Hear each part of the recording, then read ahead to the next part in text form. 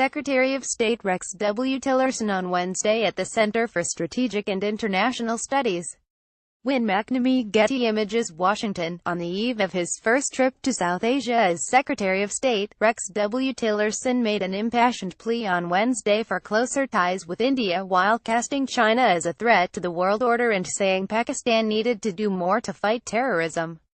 The pro-India tone of his speech, at the Center for Strategic and International Studies in Washington, was clear when Mr. Tillerson began by wishing everyone Happy Diwali, a reference to the fall Hindu festival of lights that is often marked by fireworks displays.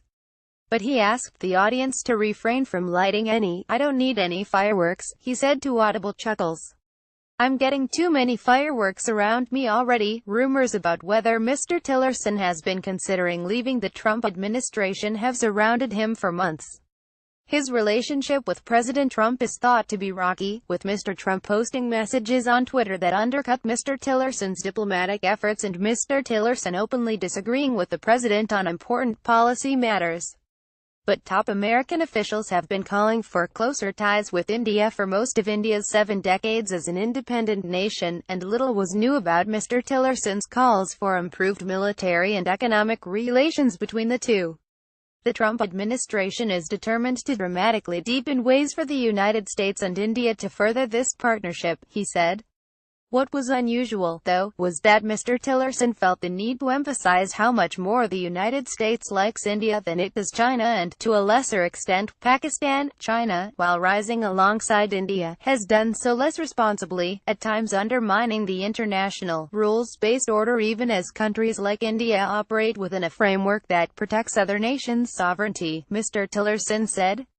China's provocative actions in the South China Sea directly challenge the international law and norms that the United States and India both stand for. He was less critical of Pakistan, but his spare remarks, only 3 sentences in a 20-minute speech, made clear that the country would not get the affection its neighbor received. "We expect Pakistan to take decisive action against terrorist groups based within their own borders that threaten their own people and the broader region," Mr. Tillerson said. He could have complimented Pakistan for its help last week in freeing an American woman and her Canadian husband who had been held hostage for 5 years by militants in Afghanistan. That he did not suggested his visits with top Pakistani officials could be cold. Mr. Tillerson is expected to visit New Delhi and Islamabad, Pakistan's capital, next week. As it has formulated its strategy for hotspots around the world, the Trump administration has emphasized that it looks at problems with a wider lens than its predecessors did, making decisions about troop levels in Afghanistan, for instance, dependent on a regional approach. So what goes up in India, meaning ties with the United States, seems to be headed down elsewhere. Mr. Tillerson's sharply critical remarks about China are the latest in what has been an almost bipolar attitude toward the country. Mr. Trump excoriated China during his campaign, but after assuming office, he expressed great respect for its president, Xi Jinping, saying that the United States was depending on China to rein in North Korea's nuclear ambitions.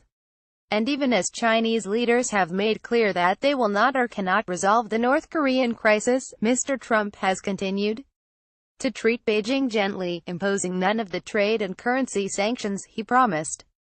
China experts have been predicting for months that mutual disappointment was inevitable. Mr. Tillerson's speech suggested that moment may have arrived, at least at the State Department. In a question-and-answer session after his speech, Mr. Tillerson even criticized the way China invested in its neighbors, saying infrastructure projects that it financed brought few local jobs and saddled countries with enormous debt. Mr. Tillerson also briefly touched on the plight of the Rohingya in Myanmar. "I think any of us that read this recent story in the New York Times, it just had to tear your heart out," Mr. Tillerson said of reports of widespread atrocities being committed in Myanmar against the country's Muslim ethnic minority. "If these reports are true, someone is going to be held to account for that. Myanmar's government must allow improved access to the area for aid agencies," he said. "The world just can't stand idly by and be witness to the atrocities that are being reported in the area," he said.